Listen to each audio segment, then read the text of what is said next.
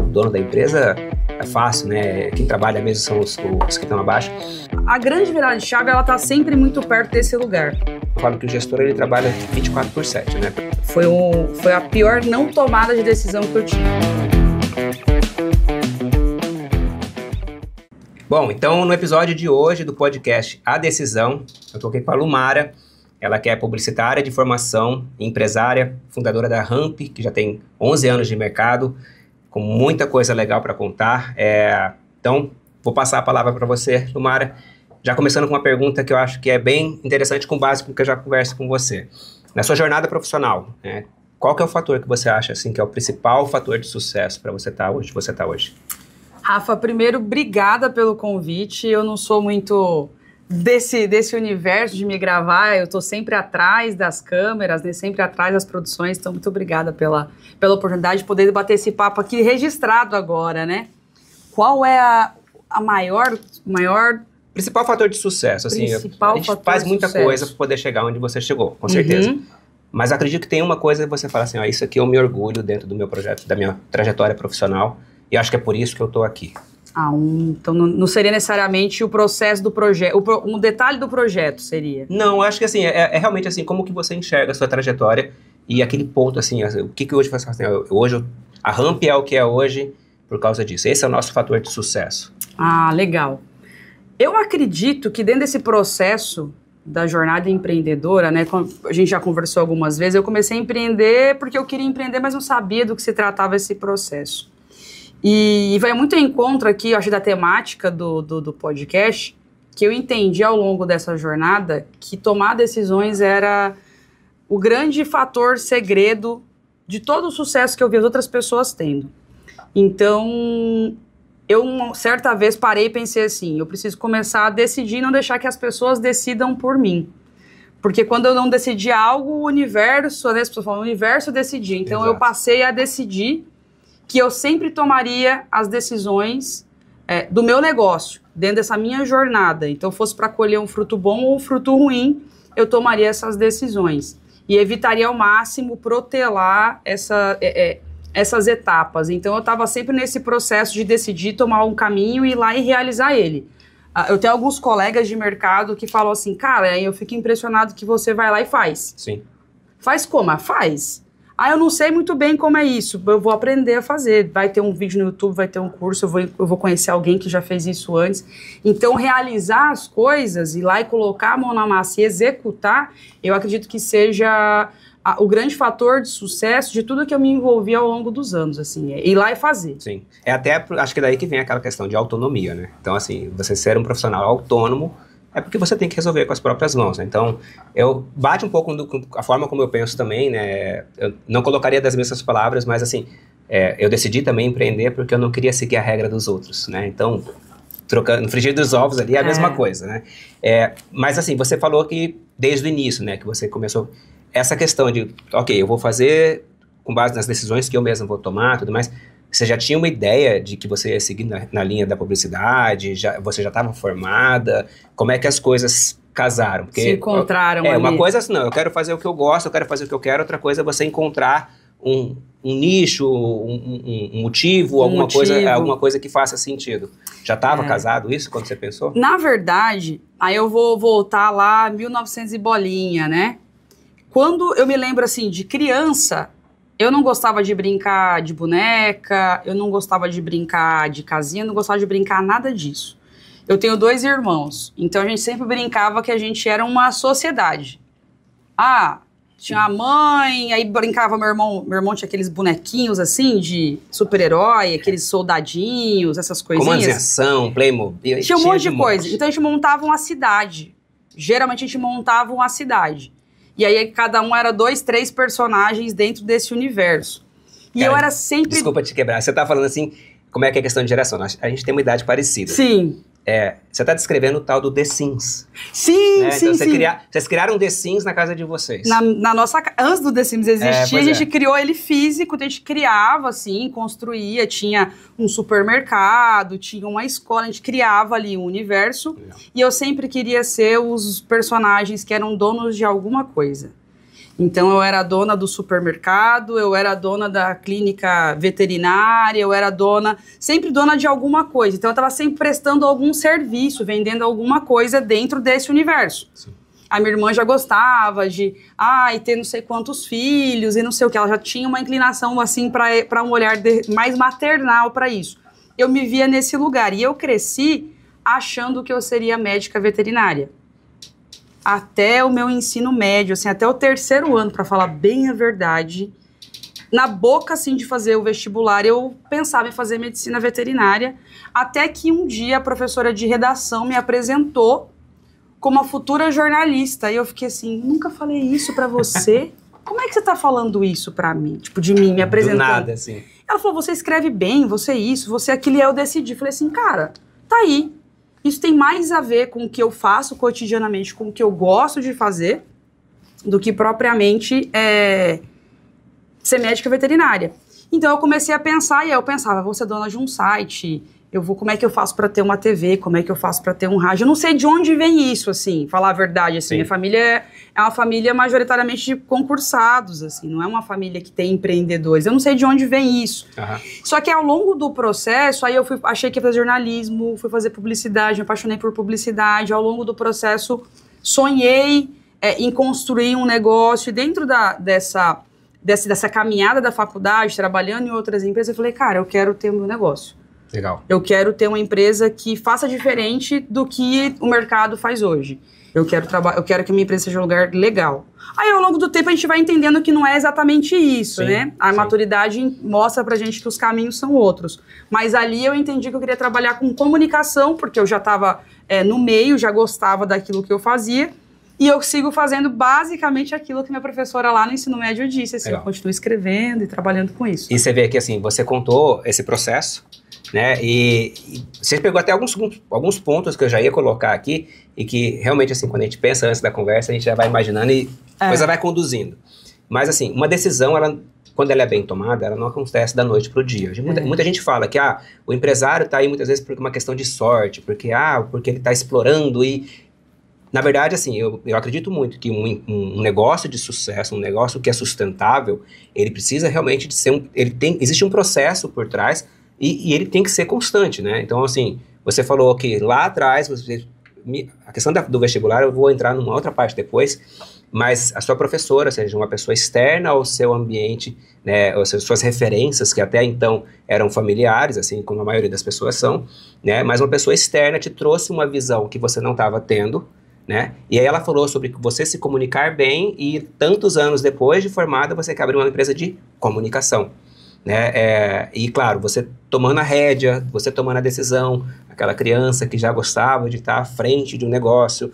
Então é uma construção e que para dar certo ela não pode ir pulando de galho em galho. Então hoje é comunicação, amanhã eu vou abrir uma padaria e depois eu vou fazer uma academia.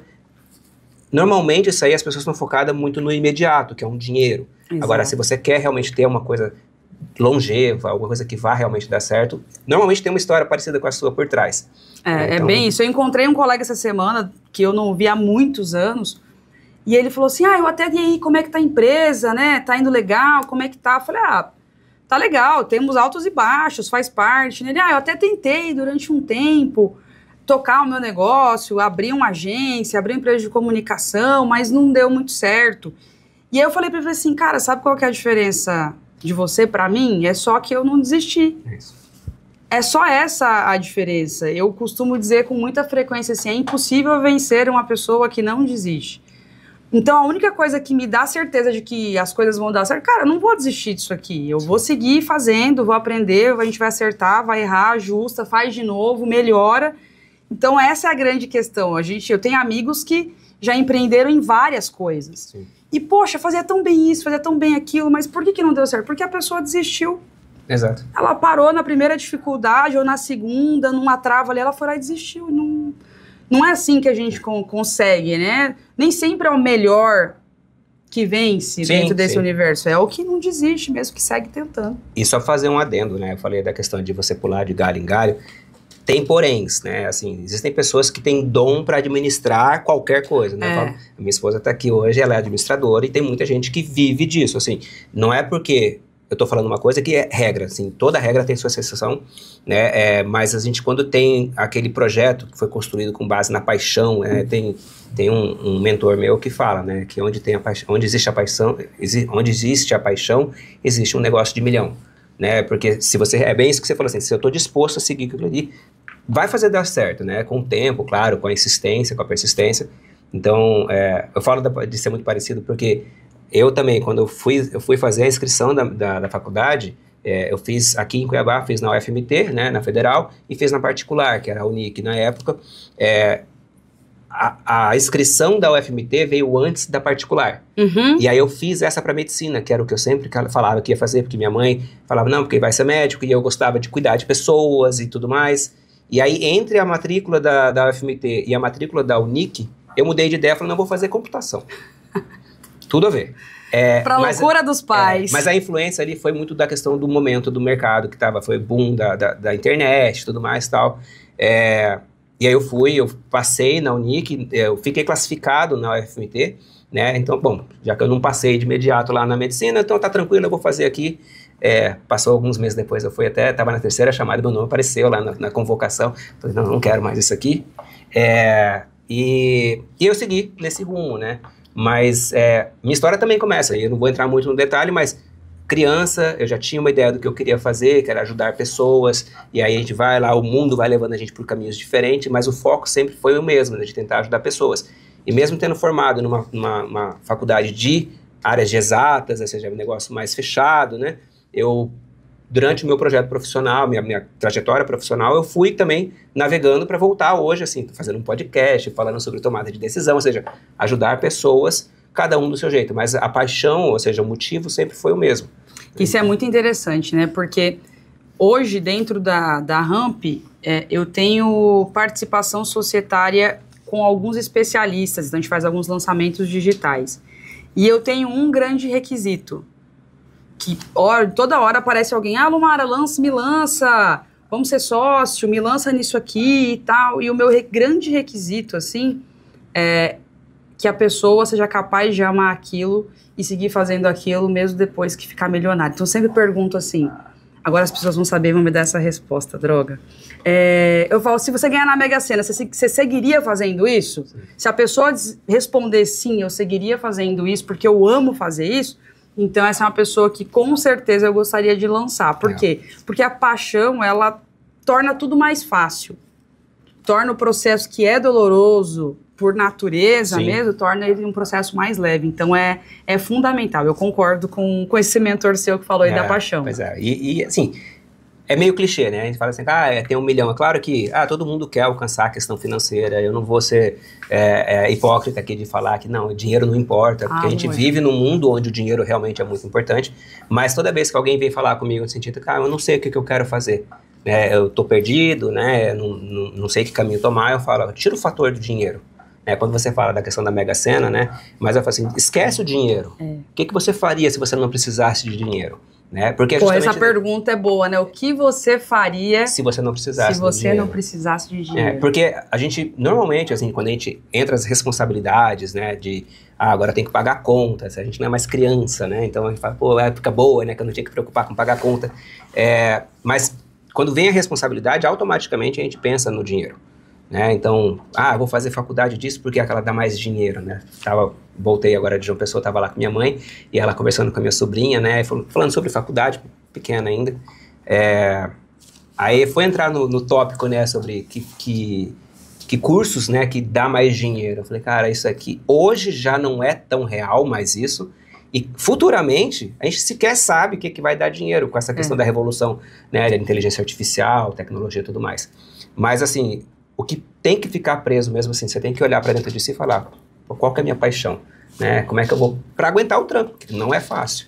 Você pensar que você vai passar o resto da sua vida trabalhando, né, sendo útil para alguém, pelo menos que seja alguma coisa que você gosta, aquele mito, né, que fala assim, quando você faça o que você ama e você nunca mais vai precisar trabalhar. Tem gente que odeia essa frase.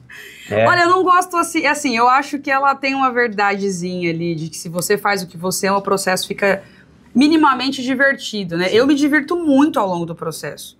Eu amo o que eu faço, eu amo meu trabalho, mas existem várias etapas ao longo do dia que eu falo, ai, eu não gostaria. Lumara, não dá para delegar tudo? Tem coisas que não dá para delegar. Sim. Revisar um contrato, a negociação de uma cláusula, eu vou delegar? Eu tenho o jurídico que cuida disso? Sim, que faz a maior parte, que eu não gostaria de fazer, mas existem coisas que precisam ser vistas, né? Então, eu também falo que é sempre perigoso a gente achar que a gente não vai trabalhar, porque faz parte do trabalho. Eu já falei isso com você, eu prometo que eu não vou entrar muito, porque isso aqui é um tópico que vai ficar uma discussão grande, mas isso que você falou é uma coisa que eu vejo muito na internet e nas redes, quando a gente escuta as pessoas falando nessa questão de comunicação ampla, isso que você falou assim, tem coisas do processo que eu não gosto, né, porque ninguém gosta daquela coisa burocrática, a menos que seja uma pessoa que é burocrática, né, mas no seu caso, eu não gosto, mas isso aqui é necessário, né, e aí as pessoas falam assim, então você não está motivada para fazer aquilo, você está fazendo mesmo sem estar motivada. Na verdade, a motivação é o que faz você fazer, porque mesmo sendo algo que você não gosta, você sabe que aquilo é necessário para chegar no motivo. Exatamente. Né? Então, motivação é isso, é o motivo para agir. Então, às vezes você vai fazer coisa que é chata, né? Então, às vezes você tem que acordar mais cedo para poder fazer alguma coisa, ou você tem que estender um pouco mais e você não gostaria, mas é necessário para poder chegar. Então, a razão por trás, de novo, é o longo, né? Não é o imediato. Se for imediato, cara, qualquer coisa ele serve. Mas é até o risco hoje, né, que eu falo da internet, né? Todo mundo buscando coisa rápida, né? Todo mundo vê aquelas pessoas lá com sucesso, fala, eu quero isso aqui, eu vou virar um influencer e vai dar tudo certo. O processo é longo. E não é por aí, né? Mas esse é um outro detalhe que eu acredito que foi outro fator decisivo para minha empresa estar aqui hoje. Eu nunca tive essa loucura de conseguir o resultado rápido. Eu costumo ouvir as pessoas dizerem assim, eu não tenho tempo para errar, eu não tenho tempo para esperar. E aí, quando eu digo não tem essa ansiedade, não é de falar assim, tá tudo bem, eu só quero o resultado daqui 20 anos. Não, mas é conseguir enxergar, sabe, tem aquela frase clássica, né, da internet, só não aguenta a obra quem não enxerga a casa pronta. É muito esse processo. Eu, quando decidi que, de fato, eu empreenderia, eu estava no meio da faculdade, assim. Eu estava no meio da faculdade, não tinha tomado a decisão muito desse porquê, assim, não, eu quero construir uma empresa legal para se trabalhar, mas eu sabia que eu empreenderia, e eu tinha me dado uma janela, eu coloquei objetivos para minha vida pessoal, e falei, do dia que eu me formar, eu tenho 10 anos para eu dar check em todos esses pontinhos aqui. Eu lembro que eu escrevi isso dentro do ônibus, saindo de um estágio e indo para o outro. E eu peguei o caderninho, assim, eu fui escrevendo todas as coisas que eu queria viver. Qual é a vida que eu quero viver? Eu quero ter isso, eu quero ter isso, eu quero ter isso, eu quero ter isso. Uma coisa que eu lembro, assim, que é marcante para mim, é que quando eu fui definir que carro que eu queria ter, eu pensei, cara, eu não sei que carro vai ter daqui 10 anos. E aí o meu pai é um cara que sempre troca de carro, e ele gosta muito de carro. Eu falei, eu quero um carro no nível do carro que meu pai vai ter daqui 10 anos. O carro que ele tiver daqui 10 anos, eu quero um carro no nível do carro dele. Não sei que carro vai ser, mas vai ser um carro legal. Então eu parametrizei e eu falei, cara, eu tenho 10 anos para fazer isso acontecer. Então algumas pessoas, quando eu comecei, não acreditavam. Eu ouvia, a Lumara acha que é só abrir uma portinha. Sim. A Lumara acha que é fácil. Olha, Lumara é tão inteligente, por que não vai fazer um concurso? Por que não aceita aquela proposta? Caramba, ia estar tão melhor, tão melhor. Então eu tive que dizer não para tanta coisa ao longo do processo. E aí quando eu chego 10 anos depois e eu consegui essas coisas, as pessoas falam, é sorte, caramba, você estava no lugar certo e na hora certa. Eu falo, não, eu fui me colocando ao longo desse processo. E a próxima casa pronta, eu já vejo, as pessoas nem sempre vêm. Sim. Então, até mesmo dentro do digital, para as pessoas que estão acostumadas a buscar resultado rápido, ele não acontece assim. Não, de forma alguma. É difícil contar para as pessoas isso, mas não acontece dessa forma. O resultado, ele sempre vem ancorado em muito tempo, em muita jornada de trabalho, em muita dedicação. Não vai vir um resultado rápido. Às vezes você pode ter você pode dar um tiro certo. Lançou um produto ali, mas você não vai ter consistência. Se você não tiver, de fato, autoridade, não tiver um bom produto, uma boa esteira de produtos, aquilo não dura. Sim. Vira só uma febre. É o famoso cantor de uma música só. Tava pensando nisso agora mesmo. Ah, o cara foi lá, estourou, lançou uma música e depois sumiu. Por quê? Porque ele não tinha consistência. Eu gosto muito de rock. E eu e minha esposa, a gente foi em alguns festivais. E aí eu começava a perceber o seguinte, que esses festivais de rock, Rock in Rio, The Town e tudo mais, você percebe que os headliners são os antigos. E aí fala, mas são sempre as mesmas bandas. Mas por que será? Né? Porque são pessoas, eu vou pegar o exemplo que eu vi uma matéria semana passada do Green Day, fazendo uma crítica política, porque o Green Day é uma banda que faz crítica política, e eles fizeram até uma alteração na letra de uma música que eles tinham em 2000, que eles faziam uma crítica ao governo, né? Então eles mudaram a letra e lançaram ela de novo, fazendo crítica ao governo de forma atual, mas assim, porque é uma banda que tem consistência, assim como tantas outras, né? E aí, quando você falou da música, você estava falando dessa questão, né, é uma coisa rápida. Normalmente são aqueles que vão lá, tem uma música legal, estoura e some. Tem muitos que são assim, normalmente agenciados por alguém, enfim. Né? Mas, realmente, a consistência, ela vem de longo prazo mesmo. Quando eu pensei em tomar a decisão, né, de empreender, foi lá em 2016, nós estamos em 2025. E em 2016 eu não abri a empresa, em 2016 eu comecei a pensar na base, né, de como é que isso funcionaria. E também a primeira vez que eu abri, o primeiro CNPJ que eu abri, o primeiro projeto que eu abri, também não foi o que está sendo mantido hoje. Sempre teve a consistência do que por trás, né, mas você tem que ir experimentando, de novo, errando para aprender o que não fazer e conseguir avançar, né, então... acho que todo mundo que a gente for sentar para conversar aqui falar sobre empreendedorismo vai ter uma história parecida, né? O legal é a gente escutar os detalhes de cada um, né? E acho que é bacana a gente falar. Mas agora eu quero fazer uma pivotagem. A gente está falando muito sobre projeto de empresa, né? A sua empresa e tudo mais e tal. E eu tenho para mim que quando você decide empreender, que não é fácil, né? Quem empreende sabe. Quem não empreende, às vezes pode até achar que é fácil. A gente escuta muito isso, né? Tipo, o dono da empresa é fácil, né? Quem trabalha mesmo são os que estão abaixo. Mas, enfim, não é fácil, né? Então, você tomar a decisão de empreender e continuar empreendendo, tem que ter um motivo muito grande por trás, né? Então, eu falo que a PJ serve para atender a PF, né? Então, a Alumara está à frente da Ramp, a Ramp está aí 11 anos no mercado, como a gente falou, com sucesso, com muito suor. Mas por quê? Por que empreender? Por que a Alumara, a pessoa física, fala assim, não, é melhor isso do que aceitar? Você falou, né, da questão da rédea, da decisão, tudo mais, mas como que você entende? Eu vou fazer até um paralelo com a sua história, né, quando você falou da sua irmã. Né, então, a sua irmã que tinha esse perfil mais maternal quando criança, imagino que talvez ela tenha seguido um pouco mais essa linha de não empreender, porque eu falo que você cuidar de uma empresa é como se você cuidar de um filho ou de vários filhos, né? Mas assim, olhando para a Alumara, né, por que esse caminho mais árduo, né, além da questão das rédeas, que você fala assim, não, ainda assim vale a pena porque isso atende o meu pessoal? Essa pergunta ela é muito interessante porque, além da vontade de empreender, eu tive sempre uma coisa ali muito do social, sempre gostei, acho que muito motivado pelas ações que meu pai levava a gente para participar, então eu gostava muito disso. Ali no final da faculdade, eu descobri que existia uma coisa chamada marketing social.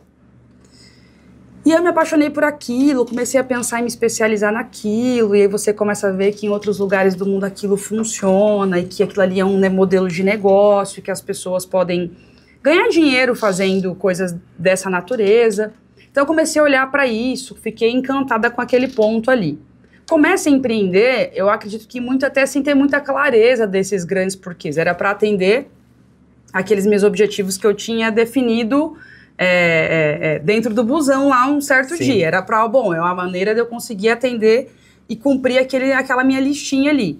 Logo que eu começo a empreender, um ano depois, eu fico extremamente desconfortável por não entender o porquê que eu estava fazendo aquilo. Eu falo assim, tá, mas e aí? Eu estou fazendo isso aqui e eu não conseguia enxergar um grande motivo para aquilo. E eu fico desconfortável. E no meio do processo da empresa, eu decido fazer um voluntariado.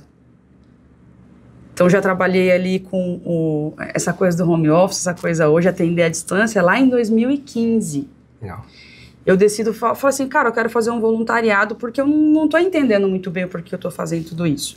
E aí, ao longo do processo do voluntariado, eu trabalhei em uma instituição que cuidava de crianças de zona de risco e depois eu trabalhei no hospital psiquiátrico.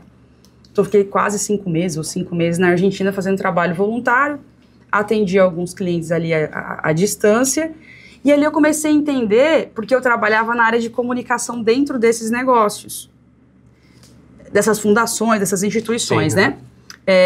E eu comecei a entender o papel que a comunicação exercia dentro do social.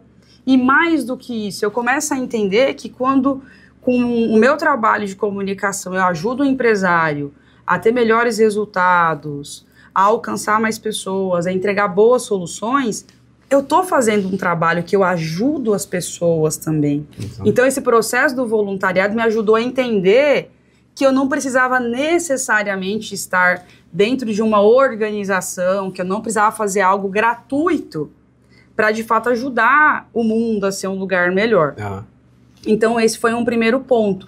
E aí, depois, ao longo desse processo de envelhecer e amadurecer, de você começa a entender que vai existir uma aposentadoria, vai existir o mundo não é justo, o mundo não é fácil, você começa a entender que o dinheiro ele não vai resolver todos os problemas do mundo, mas ele vai tornar os seus problemas menos complexos, se você tiver um familiar doente, se você... Enfim, várias questões dessa natureza, eu começo a entender, então eu falo, bom, eu quero poder ter recurso, não vou dizer infinito, né? Sim. Mas eu quero poder ter recurso para poder garantir que a minha família, se em algum momento precisar disso, a gente consiga prover. Sim. Seja um tratamento médico, seja, enfim, dar acesso, né?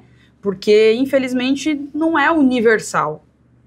Infelizmente, não é universal. Por mais que seja o ideal, a gente sabe que não é assim que funciona, né? Exatamente. Então, eu começo a inverter essa lógica dessa questão do dinheiro. Tem uma história que é até engraçada, assim, que explica muito isso. Eu estava no escritório, trabalhando, e eu tinha um voo, vou falar aqui, 9 horas da noite. Não lembro exatamente o horário, mas era bem no comecinho ali dessa virada de noite para madrugada. Eram umas 9, 10 horas da noite. E eu estava no escritório, eu tinha que sair do escritório, ir para casa, tomar um banho, fazer a mala e viajar. Nesse meio do caminho, meu pai me liga, era uma quarta-feira, meu pai me liga e me pergunta, quando você vier para casa, você pode me trazer um saquinho de milho de pipoca? Porque eu fui ao mercado e eu esqueci. E o rolê do meu pai é sentar quarta-feira, assistir o Corinthians, comendo a pipoca dele. E eu pensei, falei, cara, o mercado que é perto ali de casa vai estar fechado, porque já era mais tarde, passava do horário que ele fechava. Eu falei, caramba, o que eu vou fazer? O que eu vou fazer? O que eu vou fazer? Não queria falar não pra ele, porque ele sempre tá disponível, ele tá sempre pronto pra resolver. Eu falei, não, pai, beleza, eu levo.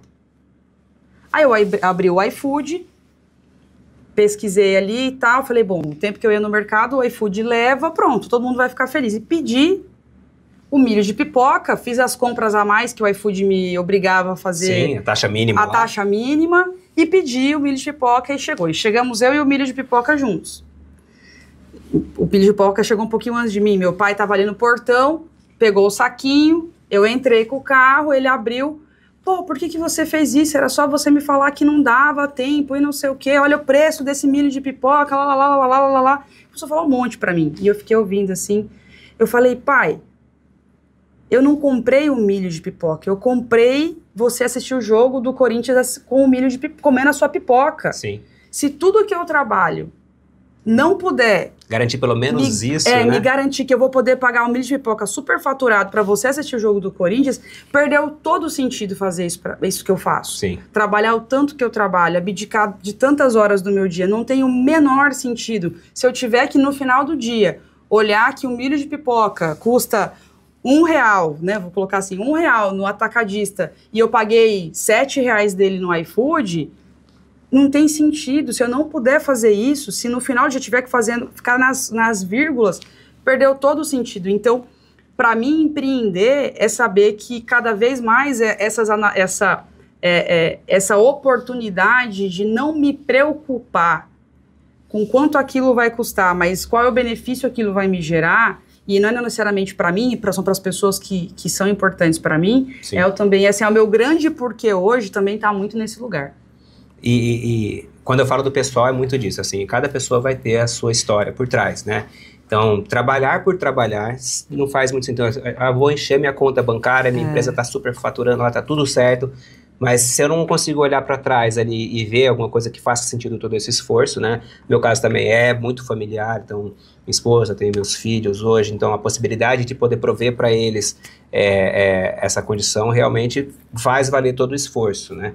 Então, eu sempre gosto de falar assim, às vezes as pessoas esquecem. Pessoa jurídica, quando eu falo de empresários, né, como a gente está falando aqui agora, na nossa situação, mas a mesma coisa também com profissionais que são CLT, pessoas que trabalham, né, para outras pessoas, são empregados, e colocam a empresa ou o trabalho em primeiro lugar, né, e acabam deteriorando o que vem por trás, né, que deveria ser o contrário, né. Então, pô, se é para ralar tanto, se é para poder estar, no caso assim, trabalha com gestão, eu falo que o gestor ele trabalha 24/7, né, porque você não está no ambiente de trabalho, mas você está pensando, né, então você está lá no ambiente que está lá pensando, você ocupando a sua energia, se não for para poder prover alguma outra coisa, né, então vou voltar na questão da viagem que a gente acabou de fazer, né, se eu não puder, no momento específico, poder pegar a minha família para curtir uma praia, pode parecer coisa pouca, não é, é uma questão realmente assim de você prover um bem-estar familiar que faça valer todo o estresse, porque senão,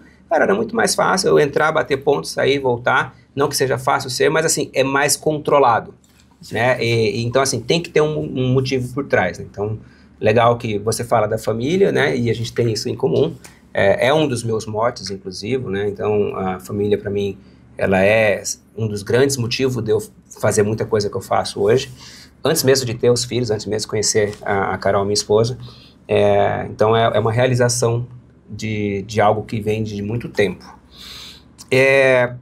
Todo episódio eu vou fazer uma pergunta, né, essa mesma pergunta. Então a gente falou muito aqui da tua história, né, de processo e tudo mais, mas pegando o gancho aí do nome do podcast, não, a gente falar de a decisão. Hoje a Lumara está aqui, hoje a Lumara consegue prover para os seus, consegue manter uma empresa bem sucedida, e você com certeza tomou várias decisões para poder chegar até aqui. Mas com certeza deve ter uma decisão que você tomou, que você entende, você olha, ali foi a grande virada de chave para que eu chegasse na condição que eu estou hoje. Conta um pouquinho sobre essa decisão aí. Rafa, eu acho que é o que eu até falei no começo. Eu decidi, sempre decidi. Não desisti. Eu tive momentos dentro desse processo de 11 anos de empresa que o caminho natural e o caminho mais fácil era, de fato, desistir, assim. Por exemplo, a pandemia foi um processo extremamente complexo, né? Uhum. Então, a gente podia ali ter simplesmente parado e reduzir, fechar e tentar trabalhar de uma outra forma. Era justificável, sabe? Era o caminho mais lógico e natural. Então, eu acredito que todo esse processo, ele está sempre ancorado em não desistir. Esse é a grande decisão, porque todas as vezes que a gente passar por dificuldades, naturalmente a gente vai pensar, acho que é o modo de defesa da gente, do ser humano, assim, é biológico, a gente vai pensar em recuar. Sim. Alguém passa alguma coisa, você vai desviar, você vai recuar nesse processo, a mesma coisa dentro da empresa. Começa tudo, parece que tudo começa a sair do lugar junto. Aí vem uma dificuldade financeira, vem uma dificuldade estrutural, um cliente importante sai, você começa, parece que passar por tudo junto. Sim. E aí seria mais fácil, fecha todas as torneiras, fecha a casa. Conter os danos aqui, fazer gestão de risco mais mitigada e segurar a onda, e sobreviver. Não, e aí a grande virada de chave, ela tá sempre muito perto desse lugar. Eu brinco que parece que tem um ciclo assim de 4 anos, assim, parece que 4, 5, acho que inclusive por isso que as empresas fecham as dos 5, né? Deve ter alguma coisa dessa ordem, assim. Parece que a cada 4 anos para 5 anos a gente passa por um grande ponto ali. Por quê? Porque à medida que você cresce, os problemas eles crescem juntos, eles ficam mais complexos e você vive aquilo pela primeira vez. E o mundo vai adaptando também, né? Você fala assim, nada é estático. Eu acho que pegando essa questão do gancho, cada 4, 5 anos, se for imaginar o mercado, muda muito. Mudou absolutamente, mudou. E aí você tá lidando com aquilo pela primeira vez. Sim. Você está olhando para aquilo pela primeira vez e você não sabe. Lá no começo você começa a empreender, você não sabe muito bem o que fazer. Aí hoje os problemas que eu passei no começo são coisas, para mim, simplórias. Às vezes eu vou conversar com alguém que está iniciando a jornada e eu consigo ajudar. Só que os problemas que eu vivo hoje, estou vivendo eles pela primeira vez. Legal. Como é que é isso? Então, eu volto sempre na mesma coisa lá do passado. Cara, eu não desisti. O que eu fiz? Eu pedi ajuda, eu procurei informação, eu me preparei, olhei para cima, pedi para Deus ali, manda uma luz e as coisas parecem que vão acontecendo. Parece brincadeira essa coisa de vai e faz. Uhum. Parece que tudo começa a se encaixar, a pessoa que você precisava você encontra, a informação que você não tinha ela aparece, Sim. o contato que você nunca imaginou que teria, alguém vai ter e vai te passar. Esse processo de não desistir, ele é absurdamente fundamental para alcançar esse sucesso que a gente fala. E eu acho que também entender que o sucesso que a gente tem que desfrutar é o caminho. Sim, sem dúvida. Porque nunca tem a linha de chegada quando você está empreendendo. Eu acho que quando você falar, a linha de chegada se você chegar, acabou. O próximo passo é fechar. Eu falo isso, muito quando eu falo a questão de propósito de vida. Então, novamente, quando eu vou conversar com alguém que está tendo dificuldade, poxa, o que eu tenho que fazer no longo prazo e tudo mais, assim, sempre mira naquilo que você não vai alcançar.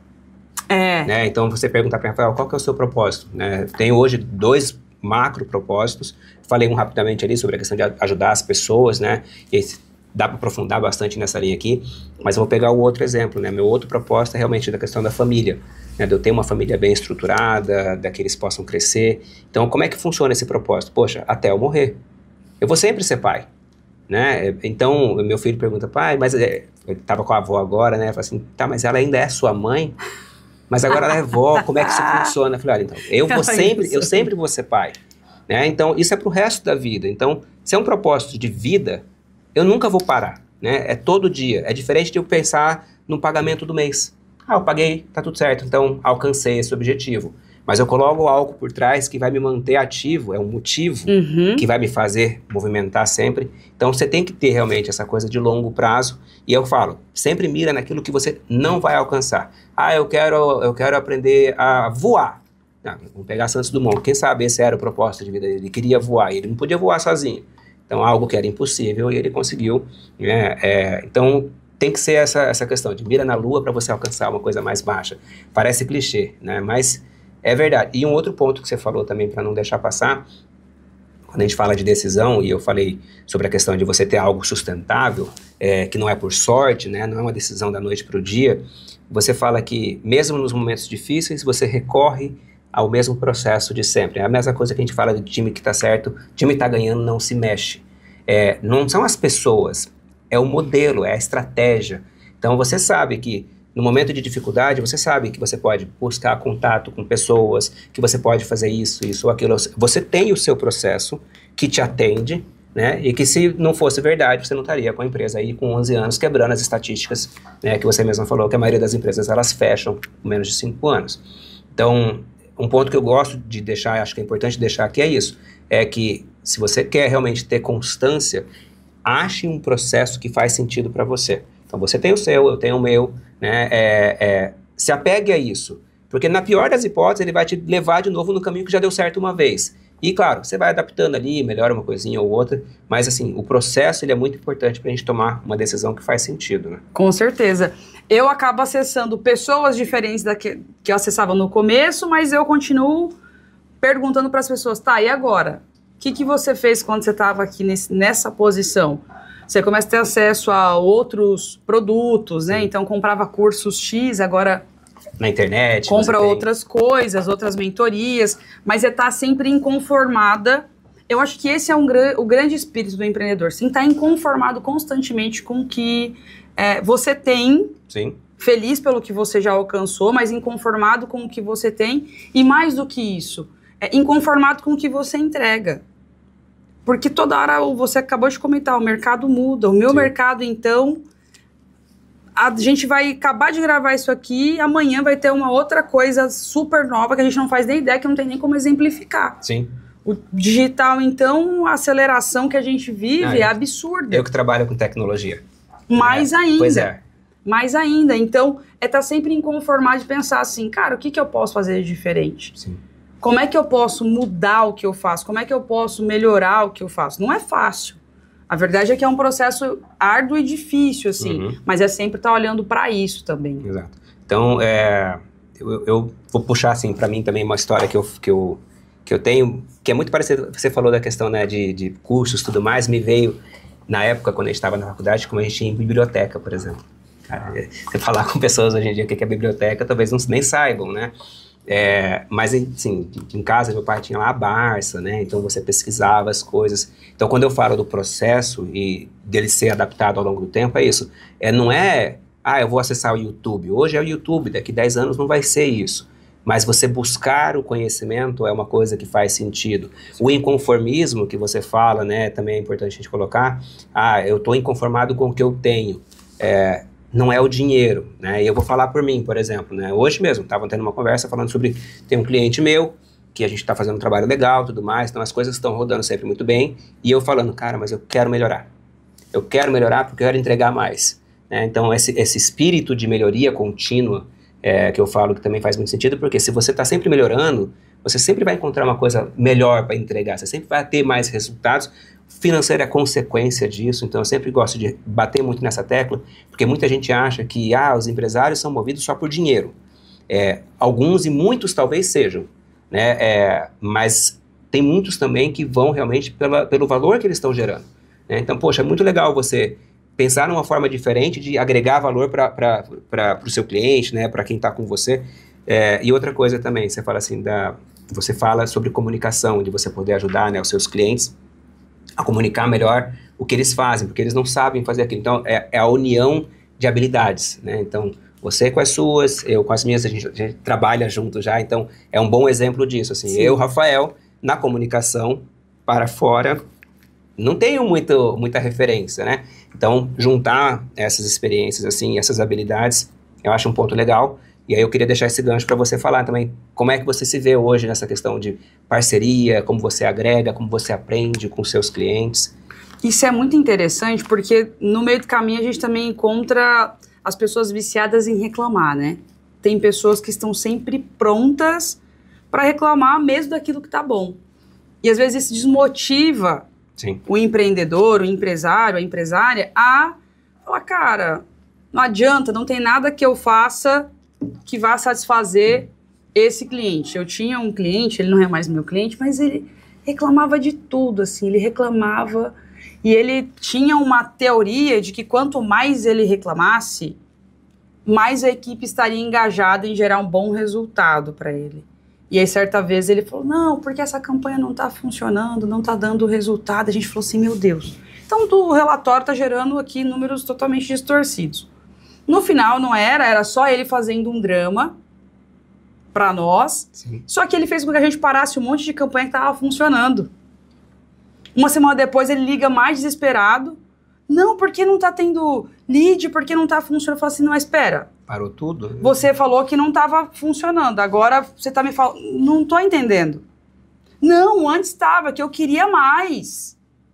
Falei, não, mas não é assim que você motiva, não é por aí, não é dessa forma, a gente precisa de informação real. Então, o processo de parceria com o cliente, ele é sempre desafiador, porque, eu vou falar aí do meu mercado, né? A gente tem um cenário, eu vou falar de muita prostituição. Então, eu vou atender muitas vezes o cliente que já passou pelo menino da gráfica, o primo, o sobrinho, o vizinho de alguém. E aí a gente está sempre sendo balizado por profissionais que não são profissionais. Sim. Então o processo da gente construir uma parceria de verdade com esse cliente leva a um processo de educação e de tomada de consciência, de explicar para ele do que se trata o nosso trabalho, que é extremamente longo. Exato. E os bons resultados, eles demoram a aparecer. Para ser construídos, né? Assim. Exatamente. Então esse é um processo que os clientes que nós temos, que são os mais antigos, são os mais satisfeitos, são os que melhor falam do nosso trabalho, são os clientes que entenderam como as coisas funcionam e a gente consegue fazer muito essa troca. Não é incomum eu ter boas viradas de chave abrindo para o meu cliente uma dificuldade que eu estou passando. Sim. Ó, eu estou com uma dificuldade aqui, é por isso que essa etapa do processo aqui tá ruim para você aí. Poxa, é sério, Laura, por que você não experimenta fazer isso? Ah, que legal, vou tentar fazer isso. Então, quando a gente consegue ter uma mesa aberta ali de conversa com esse cliente, uma conversa franca, a gente consegue consolidar grandes parcerias. E os nossos clientes hoje são os nossos maiores parceiros.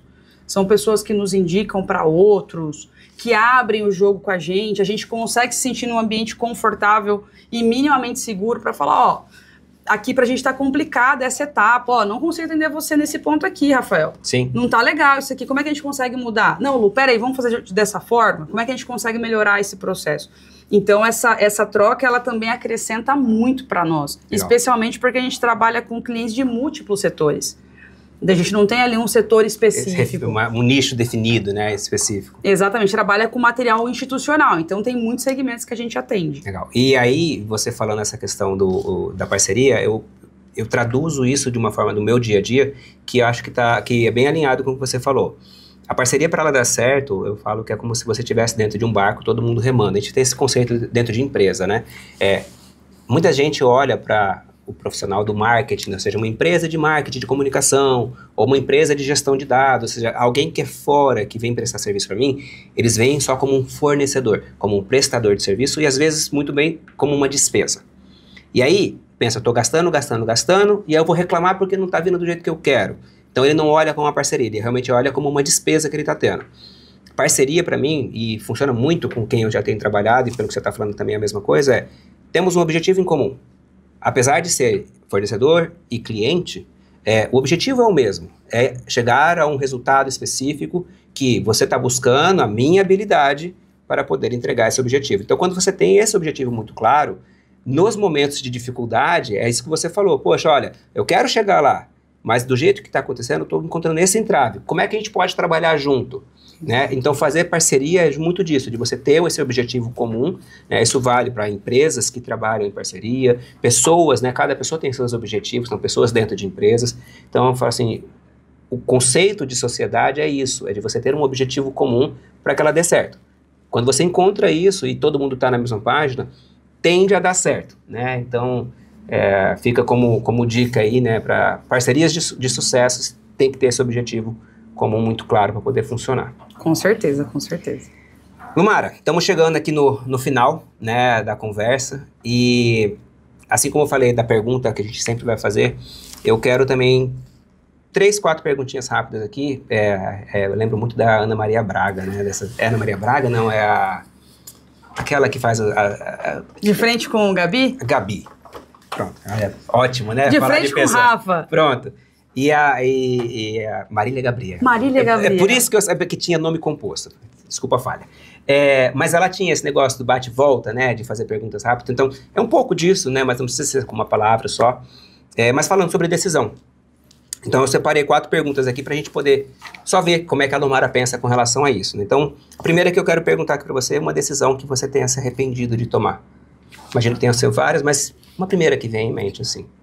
Uma decisão que eu me arrependi de tomar? Isso. Eu vou dizer que uma decisão que eu não tomei. Eu me arrependo de um determinado momento não ter encerrado uma parceria de dentro da minha empresa.